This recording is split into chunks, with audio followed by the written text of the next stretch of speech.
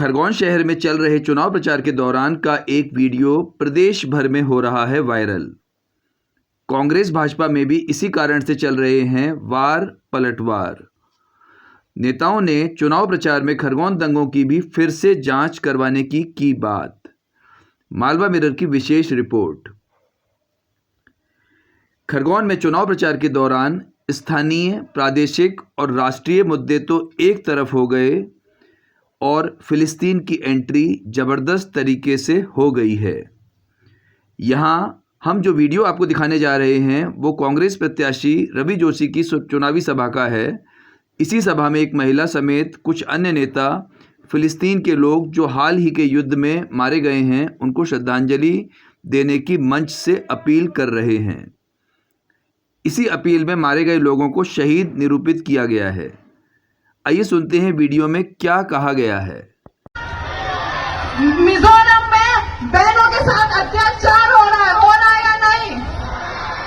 फिलिस्तीन में मासूम बच्चों की लाशें लगी है या नहीं? क्या हम ये अत्याचार सहेंगे? क्या खरगोन बदलाव लाएगा? खरगोन कांग्रेस के साथ खड़ा रहेगा?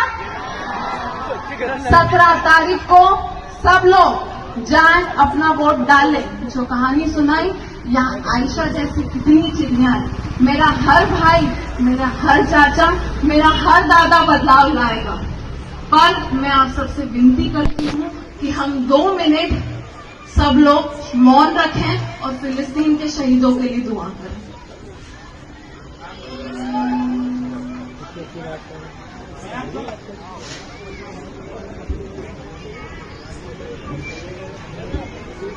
भैया अल्लाह रब्बुल इज्जत है उस मुकद्दस सरजमीन के तमाम शहीदों को जन्नतुल फिरदौस में आला मकाम अता फरमाए। तमाम मोमिनीन को अल्लाह सब्र जमील अता फरमाए। अल्लाह हमारे बाजू में वो कुव्वत अता फरमाए ताकि हम उसका तबादला कर सकें। अल्लाह तमाम के तमाम हालात उसमें से दूर फरमाए।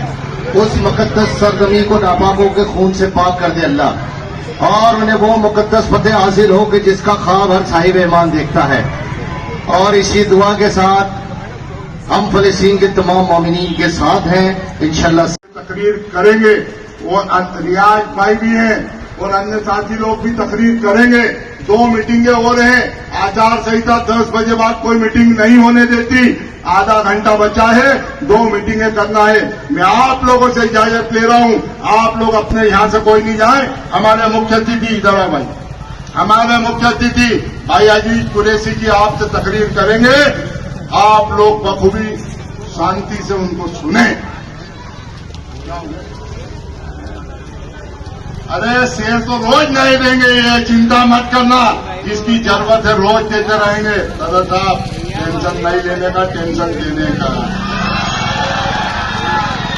टेंशन लेने का नहीं। खासकर 3 गिनो दिन।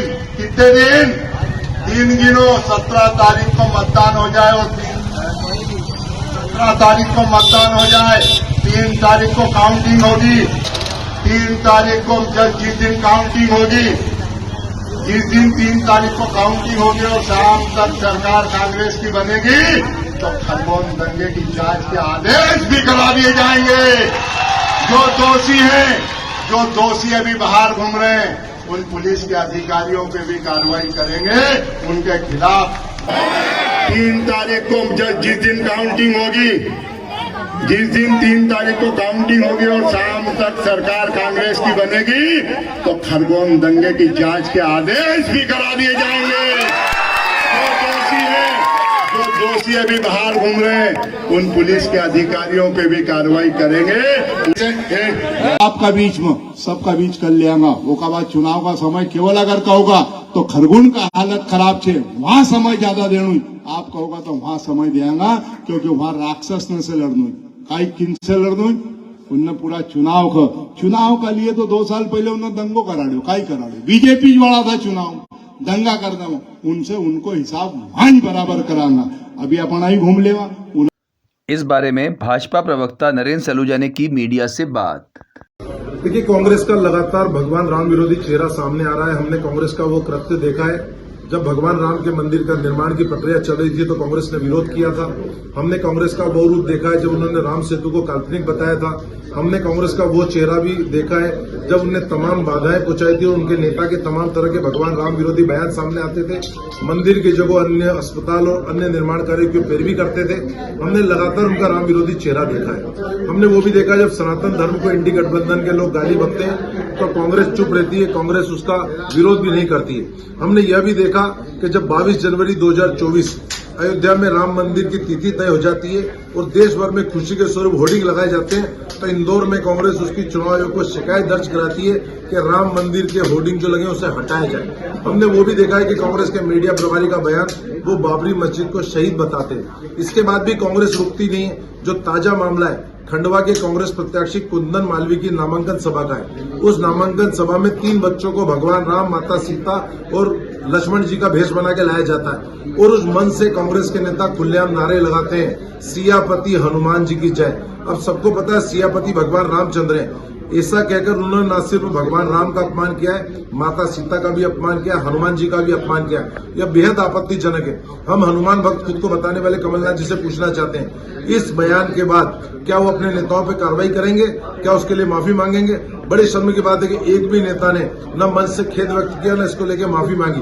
दूसरा मामला जो है खरगोन का है, वहां के प्रत्याशी रवि जोशी एक वर्ग विशेष की बैठक में जाते हैं। वहां खुलेआम कहते हैं कि हमारी सरकार बनी तो 3 दिसंबर को हम खरगोन दंगे की जांच कराएंगे। टेंशन लेने का देने का नहीं, लेने का है और हम पुलिस अधिकारियों को छोड़ेंगे नहीं। वहीं उनकी पुत्री का भी एक वीडियो सामने आता है, वो फिलिस्तीन के समर्थन में 2 मिनट का मौन रखवाने की बात करती। अब खरगोन में फिलिस्तीन कहां से आ गया? अरे यदि करना था तो देश की घटनाएं कभी मणिपुर से लेकर तमाम उस पर मौन रखाते।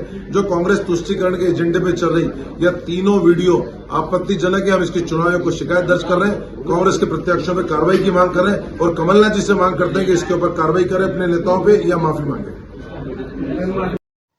इसी बारे में जब मीडिया ने भाजपा के महासचिव कैलाश विजयवर्गीय से बात की तो उन्होंने कहा, हमारे पास एजेंडा हमारा क्लियर है, डेवलपमेंट और डेवलपमेंट।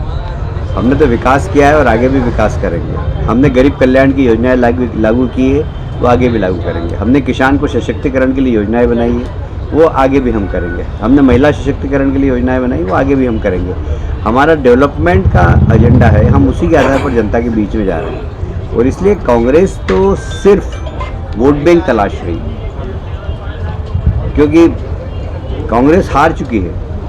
पर इस बौखलाहट में वो क्या क्या कर रहे हैं ये सबके सामने आ रहा है। सब अपनी अपनी जान बचाने की कोशिश कर रहे हैं, जितने भी उम्मीदवार हैं। तो खरगोन में बिना तुष्टीकरण के जीत नहीं सकते, तो उन्होंने ऐसी हरकत की जो अक्षम्य अपराध है। मैं नहीं समझता कि इस अपराध को देश की जनता माफ़ करेगी। आपने 1 नंबर विधानसभा को लेकर एक मैनिफेस्टो अलग से जारी किया है, क्या इंदौर की बाकी विधानसभाओं में इस तरह की पहल करेगी बीजेपी? देखिए, मेरा एक हमेशा से ही ये रहा है। मैं 2 नंबर में था तब भी मैंने क्या प्लान करना है मुझे पहले से मैंने प्लान कर लिया था। 4 नंबर में भी किया था। ये मेरी इंडिविजुअल कैपेसिटी में मैं करता हूँ और इंडिविजुअल कैपेसिटी से पैसे भी लाके काम कराता हूँ। अब ये सब अपना अपना वैसे। अब मैं एक बात और बोलना चाहता हूँ, आपने प्रश्न पूछ ही लिया है। अभी तक 10 साल से मैं सिस्टम का हिस्सा नहीं था, गवर्नमेंट के सिस्टम का। मैं संगठन का हिस्सा तो था पर सिस्टम का हिस्सा नहीं था, इसलिए मैं साधारणतः बोलता नहीं था। अब मैं सिस्टम का हिस्सा हो गया। तो इंदौर के बारे में भी हम लोग बैठ के प्लान बनाएंगे। इंदौर की जो संभावनाएं उसके बारे में प्लान बनाएंगे।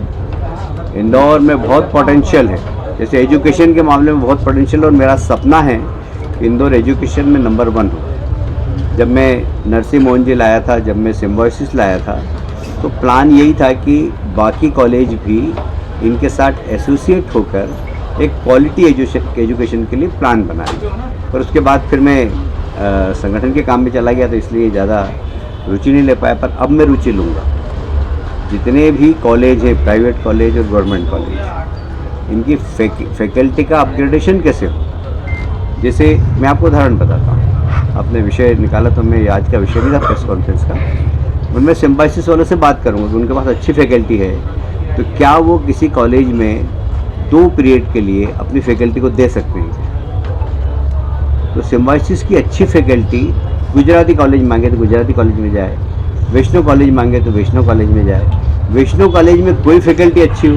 कई बार ऐसा होता है कि जैसे मेरे यहाँ एक ज़माने में सोलंकी साहब बॉटनी बहुत अच्छी पढ़ाते थे, तो मतलब इंदौर में सर्वश्रेष्ठ बॉटनी वो पढ़ाते थे। अब वो सोलंकी साहब को यदि कोई दूसरा कॉलेज बुलाए तो निश्चित रूप से वहाँ के बच्चों का भी अपग्रेडेशन होगा, गुजराती कॉलेज से लिमिटेड नहीं रहेंगे। तो हमें सिंक्रोनाइज करना पड़ेगा एजुकेशन को। तो फिर क्या होगा, जब एक दूसरे के सहयोग से एजुकेशन करेंगे तो हमारे यहाँ क्वालिटी एजुकेशन होगा। तो देश में कोई भी बच्चे को पढ़ाना होगा तो कहेगा कि यार हमारे बच्चे को अभी क्या किसी बच्चे कहाँ भेजेंगे, पूना भेज रहे हैं, हम बेंगलोर भेज रहे हैं, इंदौर क्यों नहीं भेज रहे। आने वाले समय में हम ऐसा सिंक्रोनाइज करेंगे एजुकेशन को कि लोग इंदौर भेजें, जिससे कि क्वालिटी उसके पहले हमें क्वालिटी एजुकेशन के लिए प्लान करना पड़ेगा। ऐसे ही एक मेडिकल टूरिज़्म, ये बहुत बड़ा इशू है। इंदौर इसके लिए डिज़र्व करता है। इंदौर जैसा सस्ता शहर देश में कहीं पर नहीं। यहाँ 25 रुपये में भी पेट भर सकते हैं, आराम से थाली में चले जाए 25 रुपये में आप पेट भर लेंगे। गंदा नगर में आ जाए तो 5 रुपये में पेट भर लेंगे। हमारे यहाँ भंडारा चलता है साईं बाबा पर औसत आदमी 25 रुपये की थाली में पेट भर सकता है। तो बाकी महंगा से महंगा तो कितना ही बड़ा खाना खा सकता है। हमारे यहाँ रहने की जगह बड़ी सस्ती है, आज भी धर्मशाला स्टेशन के पास बहुत सारी। तो बहुत सारे हमारे यहाँ ऐसे है कि हर आदमी हर स्तर का आदमी यहाँ पर आकर रह सकता है, मेडिकल जो सर्विसेज उसका फ़ायदा ले सकता है। तो मेडिकल हब भी बन सकता है, मेडिकल टूरिज़्म का हब भी बन सकता है। बहुत संभावना है क्योंकि बहुत अच्छे मेडिकल के इंस्टीट्यूट आ गए हैं। ये सब अपने को एटमॉस्फेयर बनाना पड़ेगा। तो सिर्फ एक नंबर नहीं, पूरे इंदौर के लिए हम काम करें।